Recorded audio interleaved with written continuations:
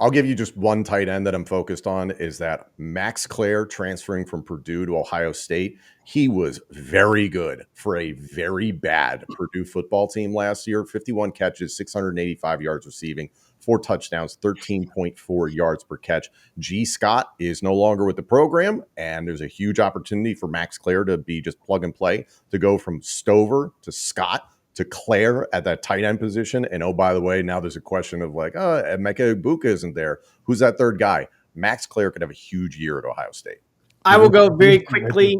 I will go 90 seconds or less on 3 tight ends in the SEC that I'm paying attention to. Number 1, can't believe that I ever thought these words would come out of my mouth. Eli Stowers, who was a quarterback that is actually going to be back next year. He ranked 4th among all tight ends last season in yards after the catch with 373, and he led all tight ends in missed tackles with 13. Already has a great relationship and rapport with Diego Pavia. The two of them, I think, have an opportunity to really transcend what we know about Vanderbilt's offense and build a really good rapport. I think also Miles Kitselman, who may end up missing most this spring. We don't know when he's going to be back this year. He has a really good opportunity to help out with Nico Iamaleava. He hasn't dropped a pass throughout his entire college career, going back to Alabama and when he was at the JUCO level. So there's a lot to like about his hand usage. I think he's also a very good upside in run blocking, so that's going to do wonders for Star Thomas.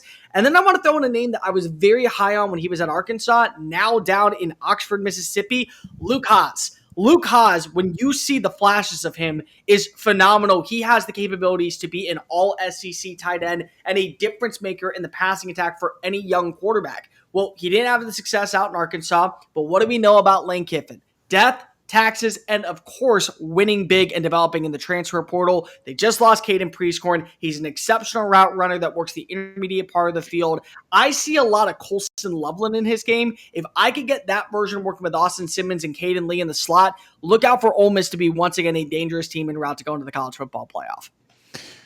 All right, I don't think there's going to be another position group that I can do this with. So I will give I don't think any of these guys are stars yet. I do really like Florida State's tight end room, and I do think that the way that they're going to run offense this year with a lot of option and a lot of mobility from the quarterback position is going to let their tight ends have really good years. I like Landon Thomas, big battle FSU won against UGA. He was a 5-star when he committed.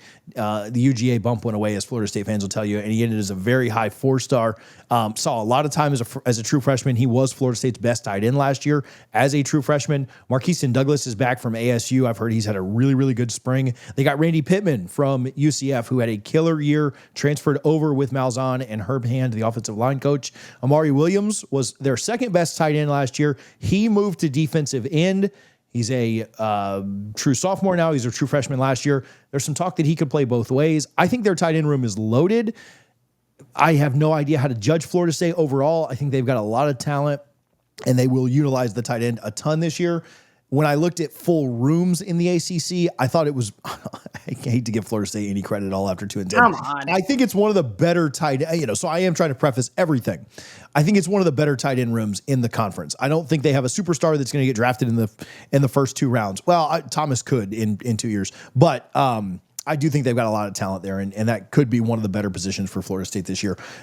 Anything's better than last year at every position. Thanks for watching this episode of The Power 2. This was part of a live show that you can get right now by clicking the link on the screen. We appreciate you guys for tuning in. Make sure you're subscribed to College Football Addiction so you don't miss any of The Power 2.